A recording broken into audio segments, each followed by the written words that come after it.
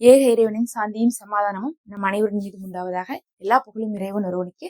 இப்போது பாத்தீங்கன்னா இஸ்ரேல்ல ஒரு 2 நாளா ரொம்ப பிளாஷ் நியூஸா போயிட்டு இருந்தது 2 முக்கியமான ஐடிஎஃப்ஐ சேர்ந்த காவலாளிகளை என்ன பண்ணியிருந்தாங்க, காட்டுல வச்சு தீ வச்சு எரிச்சிருந்தாங்க. காடே பத்தி இருந்துச்சு.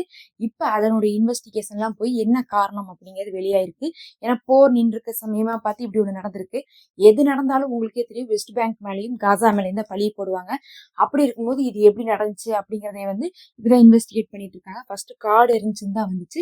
அதுக்கப்புறம் காட்டுக்குள்ள யாரோ இருந்து அவங்களும் எரிஞ்சிட்டாங்கன்னு சொன்னாங்க. ஆனா இப்ப பார்க்கும்போது தெரியுது, காடு எரியல, ஆட்களை குறி வச்சே எரிச்சிருக்காங்க. அதன் காரணமாக அவர்கள் காட்டுல இருந்தனாலதான் அந்த காடே பத்தி எரிஞ்சிருக்கு. அது பெரிய ஒரு புகையெல்லாம் ஏற்பட்டு அதுக்கப்புறம் அதை ஃபயர் சர்வீஸ் எல்லாம் அனுப்பிச்சு அது ஒரு பெரிய என்ன ஆச்சுன்னா ஒரு தீ விபத்து மாதிரியே தான் காட்டப்பட்டுச்சு. இப்ப முதல் கட்டமா தெரிய வந்திருக்கு, அந்த 2 பேர்த்தையும் குறி வச்சு யாரோ என்ன பண்ணிருக்காங்க, எரிச்சிருக்காங்க அப்படிங்கறது இப்ப தெரிய வந்திருக்கு. இதனால பாத்தீங்கன்னா மறுபடியும் பரபரப்பா இருக்குது. அந்த 2 பேர் யாரா இருப்பாங்க, அவங்க வெஸ்ட் பேங்க்ல இருந்து வந்தாங்களா, அவங்க காசால இருந்து வந்தாங்களான்னு சொல்லிட்டு பாத்துட்டு இருக்காங்க. அதுக்கு லெபனானோடும் இவங்க பம்பு இழுத்துட்டு தான் இருக்காங்க. இன்னொரு பக்கம் ஈரான்லயும் என்ன பண்ணிட்டு இருக்காங்க, போராட்டத்தை எல்லாம் தூண்டிட்டு இருக்கனால இப்ப இஸ்ரேலுக்கு எங்கிருந்து பிரச்சனை வரும் அப்படிங்கறதுலாம் நம்ம சொல்லவே முடியாது. 4 பக்கம் இருந்து பிரச்சனை வர்ற அளவுக்கு அவங்க எல்லா பக்கம் பிரச்சனை பண்ணிட்டு தான் வந்திருக்காங்க. அதனால எந்த பக்கம் இருந்து பிரச்சனை வந்துச்சுன்னு தெரியல. ஆனா இது வெறும் காடு எரிஞ்சு இறந்தவங்க கிடையாது. இவங்களை இறக்க வைக்கிறதுக்காகவே, இவங்களை கொல்றதுக்காகவே காட்டையும் சேர்த்து எரிச்சிருக்காங்க.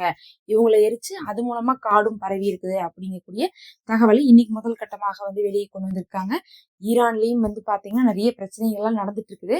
அதனால ஈரானா கூட இந்த வேலையை செஞ்சிருக்கக்கூடிய சாத்தியம் அதிகமாக இருந்துட்டு. ஒரு பக்கம் இப்படி நடந்துட்டு இன்னொரு பக்கம் பாத்தீங்கன்னா லெபனான்ல 3 தாக்குதல் நடத்திருக்காங்க. கேட்டா எப்ப பார்த்தாலும் என்ன பண்ணிடுறாங்க, இஸ்புல்லாவுடையதுதான் அப்படின்றாங்க. ஆனா பாத்தீங்கன்னா உண்மையாலுமே பொதுமக்கள் அதிகமான பேர் உயிரிழந்திருக்கிறதாக இன்னைக்கு லெபனான்ல இருந்து தகவல் வந்திருக்குது. இவங்க இப்படி பண்றதுக்கு காரணமே அங்க மறுபடியும் போர் ஆரம்பிக்கிறதுதா அப்படின்னு சொல்லப்படுது. ஏன்னா காசாவை கிட்டத்தட்ட என்ன பண்ணிருக்காங்க, போர் நின்னதுக்கு பிறகு அது ஒரு மாதிரி கண்ட்ரோல் தான் பண்ணிருக்காங்க. எல்லா பிணைக்கதையும் வாங்கிட்டாங்க. கடைசியில பார்க்கும்போது அங்க உணவு கொடுக்க மாட்டேங்கிறாங்க. இன்னைக்கு கூட குழந்தைகள் ஊட்டச்சத்து குறைபாடோட இறக்குறாங்க. ஒருத்தவங்க சாப்பாடு இல்லாம ஊட்டச்சத்து இல்லாம இறக்குறாங்கன்னா போர் நின்று 2 மாசம் ஆச்சு. இந்நேரம் அவங்க சரி பண்ணிருக்க முடியும். இன்னும் பல பகுதிக்கு சாப்பாடு இல்ல. என்னன்னா நேரடியா போர் இல்லைன்னு மட்டும் தான் சொல்லாம தவிர மற்றபடி தாக்குதல் அப்பப்ப நடந்துட்டுதான் இருக்குது. அங்க பாதுகாப்பே இல்லாமதான் போயிட்டு இருக்கு. மக்கள் வாழ்றதுக்கான வாழ்வாதாரமே காசால இல்ல. அந்த நிலைமையிலதான் காசா வச்சுட்டு இருக்காங்க. மறுபடியும் அந்த மாதிரிதான் லெபனானையும் பண்ணணும்னு பாக்குறாங்க, ஈரானையும் பண்ணணும்னு பாக்குறாங்க. சிரியா ஏற்கனவே அப்படிதான் இருக்குன்னு சொல்லணும். ஏன்னா சிரியால இருக்கக்கூடிய மக்களுக்கு தேவைப்படக்கூடிய எல்லா விஷயத்தையும் கொடுக்கக்கூடிய ஆட்சியாக ஜூலானி இல்ல. ஏன்னா ஜூலானி தொடர்ச்சியாக இஸ்ரேலுக்கு சப்போர்ட் பண்றாங்க, அமெரிக்காவுக்கு சப்போர்ட் பண்றாங்க. அவங்க அடிச்சாலும் தட்டி கேட்க மாட்டேங்கிறாங்க. அதனால மக்களும் அப்பப்போ போராடிட்டு தான் இருக்காங்க.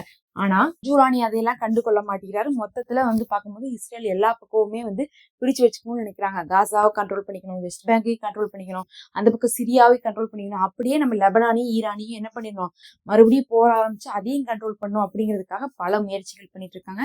அதுல ஒரு காமெடி வேலை என்னன்னு பாத்தீங்கன்னா, நேத்து ட்ரோன் அனுப்பி தாக்குதல் பண்ணாங்கன்னு நம்ம சொன்னோம்ல. ஒரு 3 தாக்குதல்லாம் பெரிய தாக்குதல் பண்ணாங்க. போர் விமானங்களே சுட்டு வீழ்த்துச்சு. இத்தனையும் பண்ண நேரத்துல அவங்களுடைய உளவு விமானங்கள் லெபனானுடைய எல்லைக்குள்ள சுத்தி தகவல் எடுத்துட்டு இருக்கும் போது லெபனானுக்குள்ளேயே இருந்த இஸ்ரேல் ராணுவத்தை சேர்ந்து சிலர் என்ன பண்ணிருக்காங்க, ஏதோ ஒரு உளவு விமானம் பறக்குது, அது நம்மளே உளவு பாக்குதுன்னு நினைச்சு சுற்றி வீழ்த்திருக்காங்க. அது பாத்தீங்கன்னா 10 மில்லியன் இருக்கும். அவ்வளவு செலவுல செஞ்ச ஒரு விமானத்தை இவங்களுடைய ஆட்களே சுட்டு வீழ்த்திருக்காங்க. இஸ்ரேலுக்குள்ள இருந்து லெபனானுடைய எல்லைக்கு அனுப்புனா லெபனானுடைய எல்லையில இருக்கக்கூடிய இஸ்ரேல் ராணுவத்துக்கே அது தெரியாம போயிருக்கு. அதனாலதான் அவங்க சுட்டு வீழ்த்திருக்காங்க. அதுவும் பாத்தீங்கன்னா இன்னைக்கு அவங்களே அதை உளறியிருக்காங்க. ஆமா, நாங்கதான் சுட்டு வீழ்த்தணும், எங்களுக்கு தெரியவே இல்லை, இது எங்களுடைய உளவு விமானம் தான் அப்படின்னு சொல்லிட்டு சொல்லியிருக்காங்க.